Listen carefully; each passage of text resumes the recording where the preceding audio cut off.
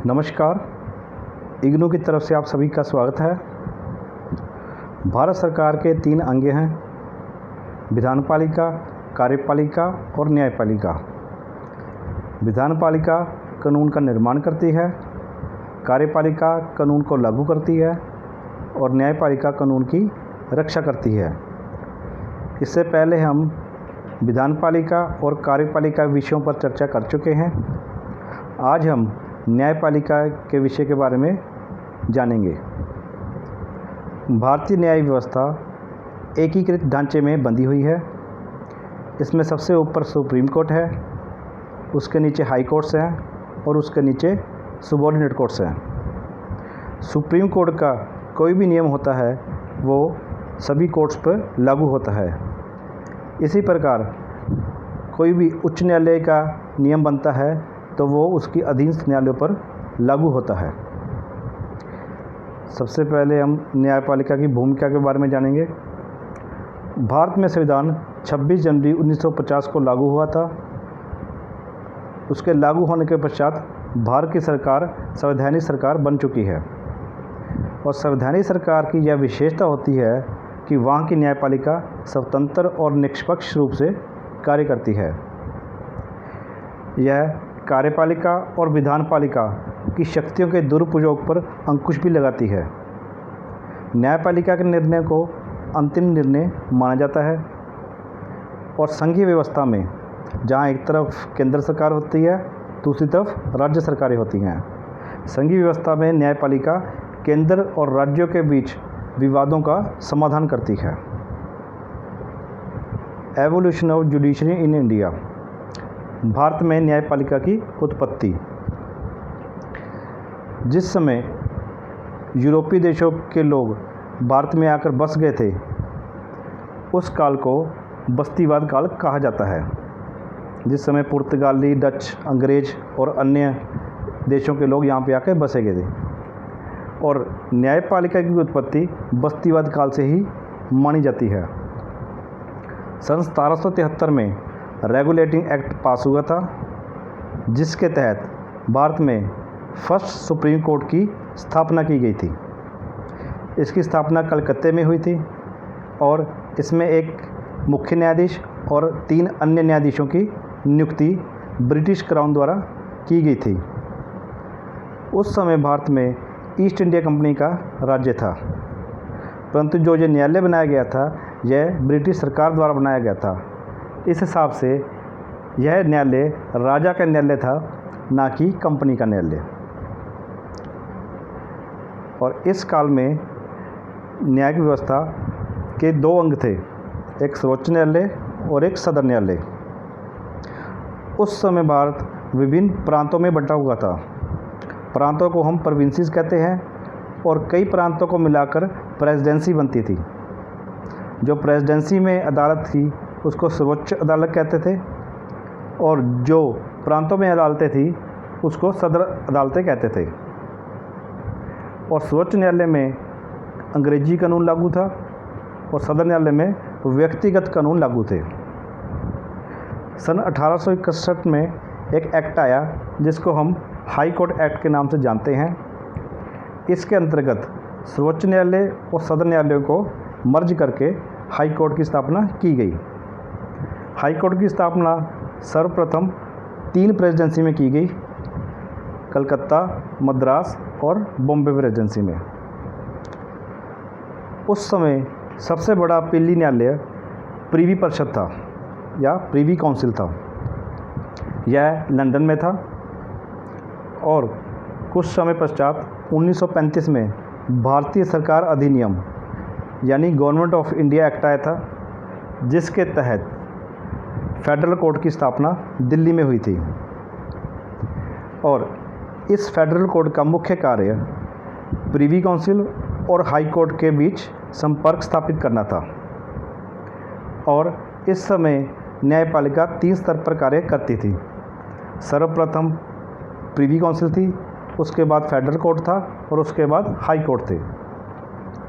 और यह वाली व्यवस्था 1950 तक चलती रही, जब तक भारत में संविधान लागू नहीं हुआ था। नेक्स्ट है सुप्रीम कोर्ट, जिसको हम सर्वोच्च न्यायालय या उच्चतम न्यायालय कहते हैं, इसकी व्याख्या भारतीय संविधान के अनुच्छेद 124 से लेकर 147 के बीच की गई है। भारतीय संविधान लागू होने के पश्चात भारत में 3 स्तरीय न्यायपालिका अपनाई गई, जिसमें सबसे ऊपर सर्वोच्च न्यायालय है, उसके नीचे उच्च न्यायालय है और उसके नीचे अधीन न्यायालय हैं। और आधुनिक व्यवस्था में सर्वोच्च न्यायालय को कानून का सर्वोत्तम न्यायालय बनाया गया है। Composition and appointments. जब सर्वोच्च न्यायालय की स्थापना हुई थी उस समय 8 न्यायाधीश थे, जिनमें से एक मुख्य न्यायाधीश और 7 अन्य न्यायाधीश थे। एट प्रेजेंट इनकी संख्या 34 है, जिनमें एक चीफ जस्टिस ऑफ इंडिया है और 33 अन्य जजेस हैं। और सर्वोच्च न्यायालय की नियुक्ति भारत के राष्ट्रपति द्वारा की जाती है।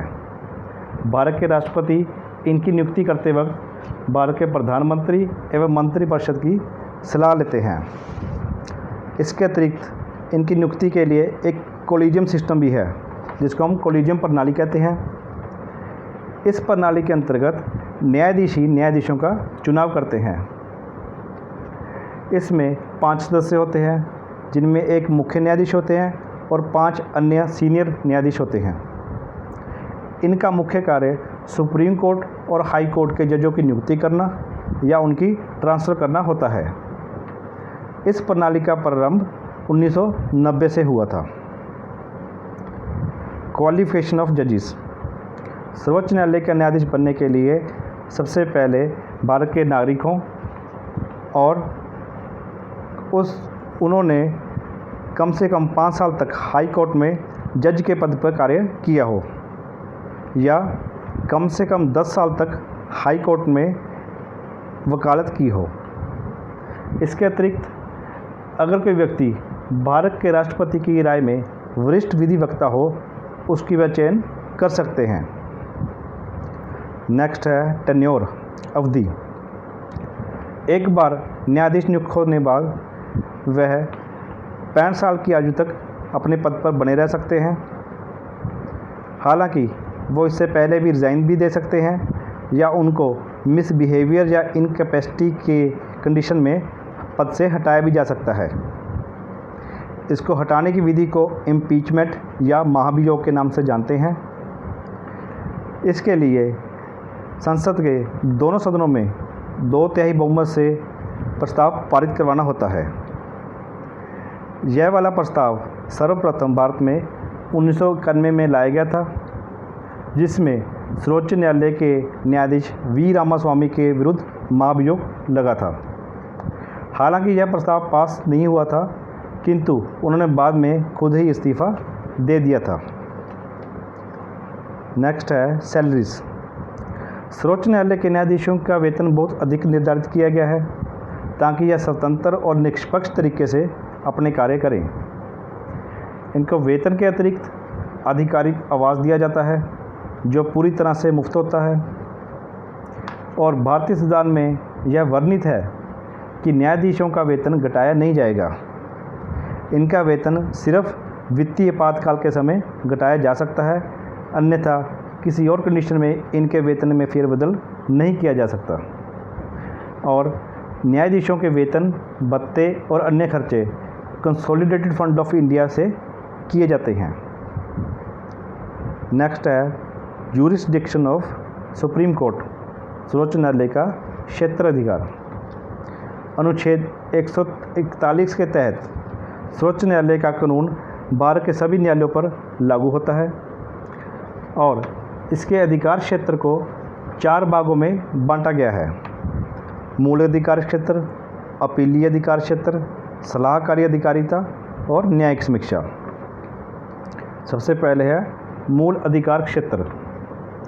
अनुच्छेद 131 के तहत केंद्र या राज्य के बीच कोई विवाद हो या विभिन्न राज्यों के बीच में आपस में कोई विवाद हो तो उसकी सुनवाई सर्वोच्च न्यायालय में की जाएगी। और अनुच्छेद 32 के तहत मौलिक अधिकारों की रक्षा के लिए सर्वोच्च न्यायालय को विशेष अधिकार दिए गए हैं। विशेष अधिकार उन अधिकारों को कहा जाता है जो किसी अन्य अदालत को नहीं दिए जाते।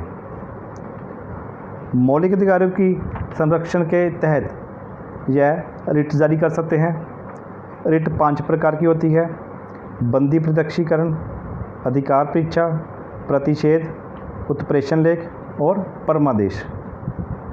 और इसके अतिरिक्त यह कार्यपालिका को कोई भी आदेश या निर्देश दे सकती है।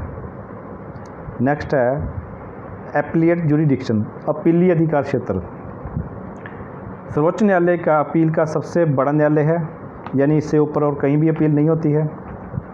और इसके अपील क्षेत्र में सभी संवैधानिक मामले आते हैं, कुछ सिविल केसेस आते हैं, क्रिमिनल केसेस आते हैं या मृत्युदंड के मुकदमे आते हैं। और अनुच्छेद 132 के तहत सर्वोच्च न्यायालय में उन सभी केसेस की अपील होती है जो हाई कोर्ट में विचाराधीन हैं और वह अपीलीय श्रेणी में आते हैं। एक अपीलीय श्रेणी बनी हुई है हाई कोर्ट की। अगर कोई केस उस श्रेणी में आता है तो उसकी अपील सुप्रीम कोर्ट में हो सकती है। तो हम जानेंगे इसमें इस श्रेणी में कौन कौन से आते हैं। सबसे पहले, अगर उच्च न्यायालय ने किसी मुकदमे में मृत्युदंड दे दिया हो तो वो सर्वोच्च न्यायालय में अपील कर सकते हैं। या अगर उच्च न्यायालय के किसी अधीनस्थ न्यायालय ने यानी कि सबॉर्डिनेट कोर्ट ने किसी मुकदमे में मृत्युदंड दिया हो, उसकी अपील कर सकते हैं। या थर्ड पर है, यदि उच्च न्यायालय यह प्रमाणित करे कि यह मुकदमा सर्वोच्च न्यायालय में अपील के योग्य है, तब उसकी अपील सुप्रीम कोर्ट में की जाएगी। नेक्स्ट है सलाहकारी अधिकारिता। अनुच्छेद 143 के तहत सर्वोच्च न्यायालय को परामर्श देने का अधिकार है। भारत के राष्ट्रपति किसी भी मामले में सर्वोच्च न्यायालय की सलाह ले सकते हैं।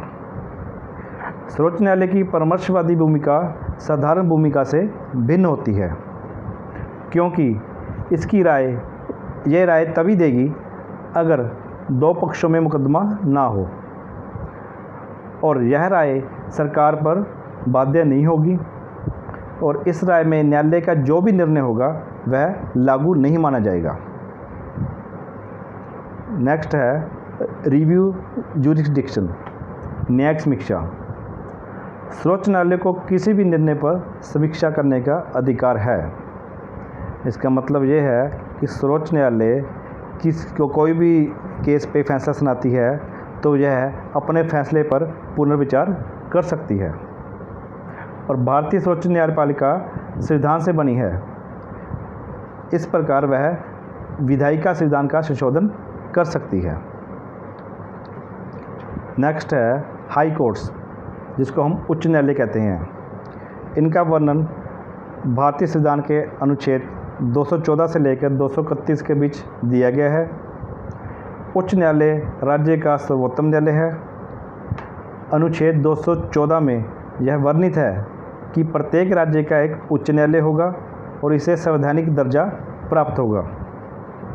भारतीय संसद को यह अधिकार है कि वह 2 या 2 से अधिक राज्यों का सामूहिक उच्च न्यायालय स्थापित कर सकती है, जैसे कि पंजाब और हरियाणा का कंबाइन हाई कोर्ट है जो कि चंडीगढ़ में है, जिसमें पंजाब राज्य भी है, हरियाणा राज्य भी है और चंडीगढ़ यूटी भी है।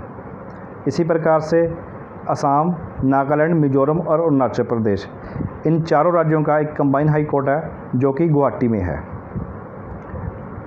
अब बात करते हैं यूनियन टेरिटरी की। यूनियन टेरिटरी को किसी राज्य के उच्च न्यायालय के अधीन भी रखा जा सकता है या इसका अलग से भी उच्च न्यायालय बनाया जा सकता है।